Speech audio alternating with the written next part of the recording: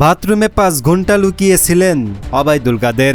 5ই আগস্টের ছাত্র জনতার অভ্যুত্থানের দিন আতঙ্কে স্ত্রীসহ 5 ঘন্টা বাথরুমে লুকিয়েছিলেন আওয়ামী লীগের সাধারণ সম্পাদক ওবায়দুল কাদের। তিনি জানান, আশ্রয়স্থলে হামলার পর তারা বাথরুমে আশ্রয় নেন। পরবর্তীতে কয়েকজন তরুণ মুখে মাস্ক ও হাতে লাল পতাকার ব্যাজ নিয়ে বাথরুমে প্রবেশ করে। প্রথমে উত্তেজিত থাকলেও তাকে দেখে আচরণ বদলে যায়। তারা সেলফি তোলে এবং তাকে নিরাপদে স্থানান্তরে সহায়তা করে। ওবায়দুল কাদের বলেন, ভাগ্য ভালো ছিল বলেই বেঁচে গেছি। আমি খুবই ভাগ্যবান। সেদিন আমার বেঁচে থাকার কথা ছিল। আচ্ছা, মৃত্যু থেকে অনেক কাছে ছিলাম। আচ্ছা, আমি আমারই সংসদ এলাকায়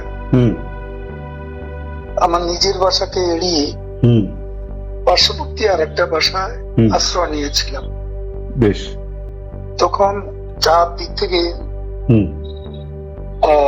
মিছিল আসছিল এবং এটা আসলে ছিল প্রধানমন্ত্রী গণভবন কেন্দ্রিক, এবং এটা আমরা অবাক হলাম যে সংসদ এলাকাতে এটা ছড়িয়ে পড়ে এবং একটা লুটপাটের যে লুম্পেন স্টাইলের কতগুলো ঘটনা ঘটে এবং সেখানে বিভিন্ন ধরনের লোক আসে এবং এদের মধ্যে বেশিরভাগই মনে হয়েছে এটা কোন রাজনৈতিক অভ্যুত্থান, এটা লুটপাটের অভ্যুত্থান।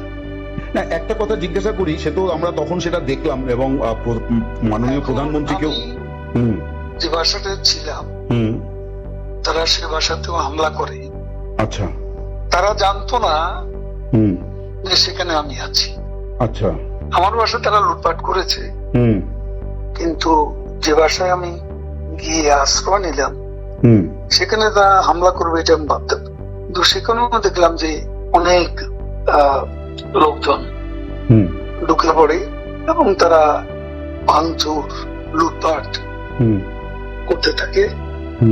আমি আমার স্ত্রী সহ আমরা বাথরুমে ঢুকিয়ে যাই। অনেকক্ষণ ছিলাম, প্রায় 5 ঘন্টা।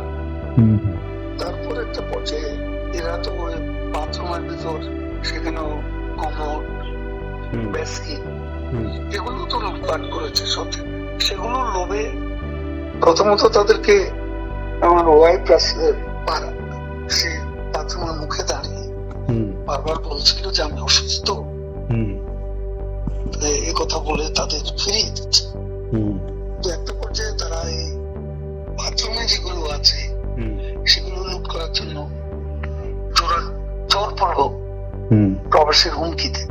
তো সে সময় আমার ওয়াইফ জিজ্ঞেস করেছে কি করবো, খুলে দাও যা হবে। তারপরে 7-8 জন ছেলে ঢুকলো।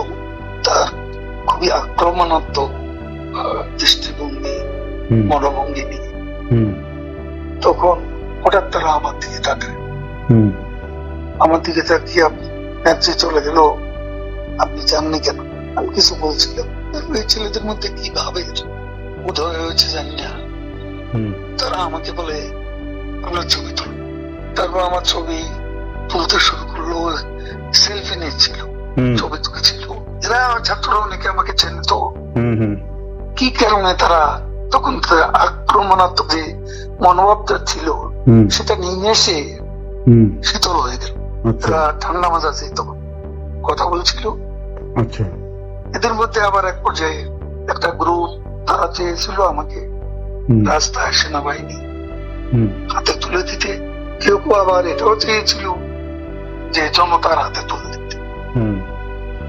এটা অবশ্যই তখন একটা মানসিক ভাবে ভেতরে ভেতরে ভেঙে পড়েছিল। এরপর এরা এদের একটা শার্ট, এদের ওই ব্যাজ, লাল পতাকা সবুজ লাগিয়ে আবার কালো একটা মুখে একটা মাস্ক দিয়ে আমাকে হাঁটতে হাঁটতে সংসদ এলাকা থেকে বড় রাস্তা, গণভবন অভিমুখী রাস্তা, ওখানে নিয়ে যায়।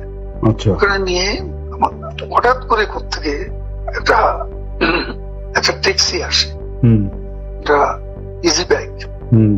সেটা খালি ছিল, ওখানে কোনো গাড়ি ঘোড়া কিছু ছিল না। ওটা হঠাৎ করে কেন যেন এসে পড়লো। ও তো আমার ভাগ্য। এরা দুজনে আমাকে নিয়ে, আমার ওয়াইফকে নিয়ে ওটাতে উঠলো আর বলতে লাগলো, ওতে তো অসংখ্য মানুষ, চেক আপ সব জায়গায়। এরা বলতে লাগলো যে আমাদের চাচা চাচি অসুস্থ, হাসপাতালে নিচ্ছি, ডিস্টার্ব করবে না। এই করে করে নিয়ে গেল একটা অনেক দূরে একটা জায়গা। তো এটা হলো, ভাবতেও পারেনি ওরা যখন বাথরুমে ঢুকলো যে বেঁচে থাকা, সে বেঁচে থাকাটাই